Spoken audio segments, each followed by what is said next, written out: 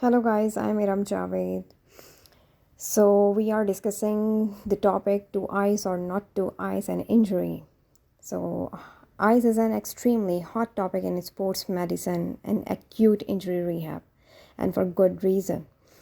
The way we treat injuries is continually changing based on most up-to-date research.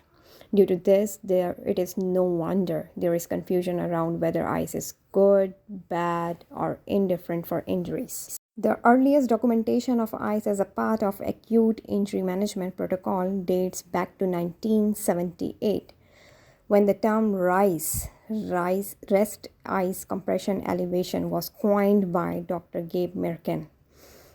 His intention behind using ice was to minimize the inflammatory response in an attempt to accelerating healing. So 14 years later, police protection optimal loading ice compression elevation replaced with price. The reason for change is research has since identified optimal loading aids recovery through cell regeneration inducing by light mechanical loading in the early stages. Subsequently, rest or lack of movement in detrimental recovery. But what about ice?